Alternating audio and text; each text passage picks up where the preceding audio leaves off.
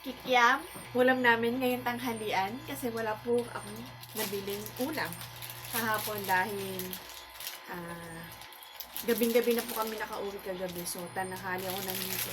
Wala akong nabili pang ulam ngayong tanghali. So, ang ulam namin ay sweet ball at kikiam at gagawa ako ng sauce ng kikiam at fishball.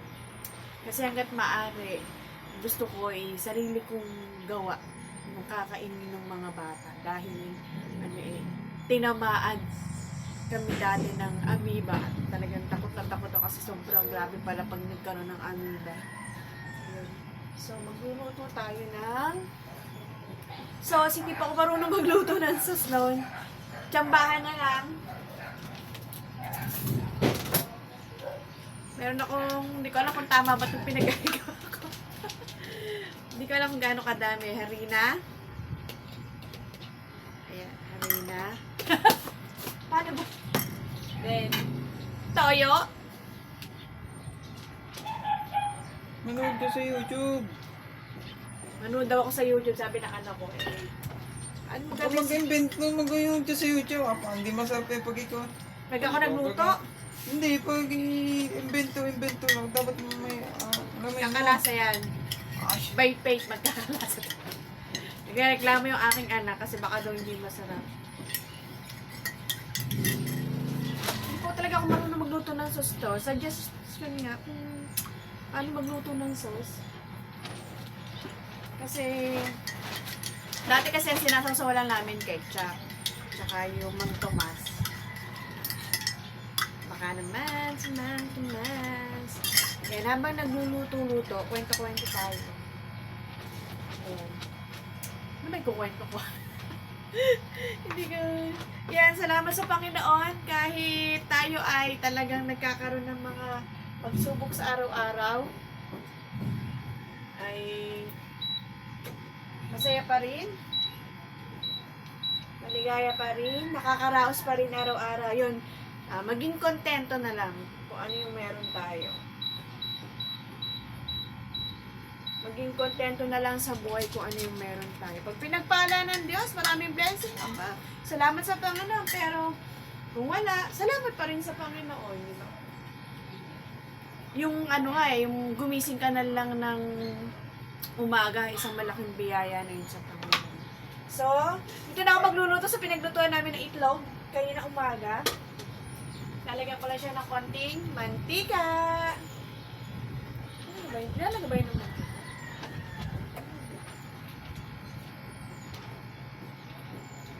Hindi po ako masyadong nag-oil kasi bawal ang ma-oil.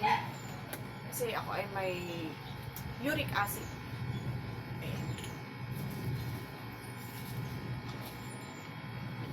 Then, kailangan natin ng halo-halo.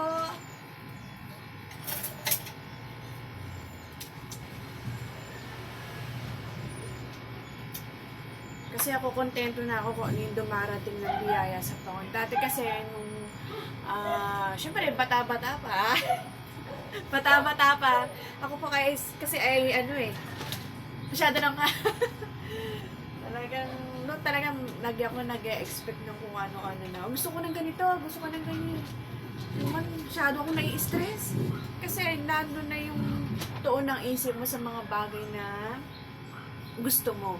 Pero nung matutunan ko sa Panginoon na maging kontento ko na kung ano yung binibigay sa ng Panginoon, magpasalamat ka sa Panginoon. Isang iwas stress ka pa, di ba? Yan. Then, lagyan natin ang bawang. Hindi ko alam kung tama itong aking ginagawa kasi hindi pa ako marunong maggawa ng sauce. Pero marunong naman ako magluto ng iba. Yung ng sauce nito, hindi ko alam. Tsambahan na lang. Then, tama ba? Paminta. Ay, bawang pala muna. Ay, sibuyas.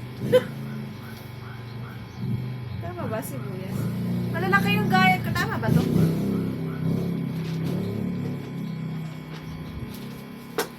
Kaya natin ang paminta. Ay, malaki ata ng gayat ng sibuyas ko. Dapat pala maliliit. Pino. Magic sarap. Ay. Bahala na. Pachamba-chamba na lang ito. Ay! Nawala nalobat na ang aking cellphone. Nagliwanag na ang dilim. Yan ang flashlight.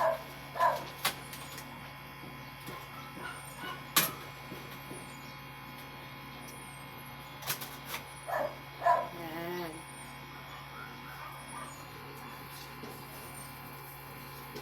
Ang isa naman pinagpapasalamat ko sa Panginoon, yung mga anak ko, kung ano yung ihain ko sa lamesa. Hindi na sila nag-expect ng kung ano-ano.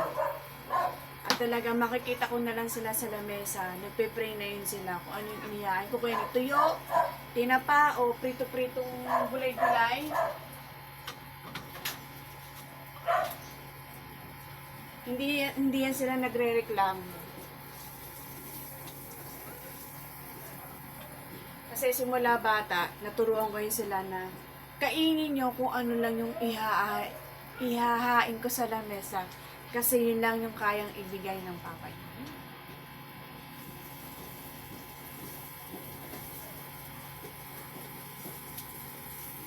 Kaya kahit ang ulam namin ay simple lang, ito, ayan, masaya na sila dyan.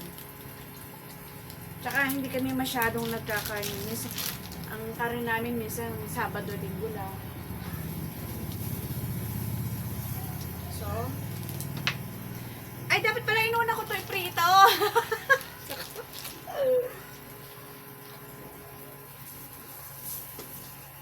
Kasi matigas pa eh. Kaya sauce muna, balik natin. Balik natin. Balik-balik. Ayan.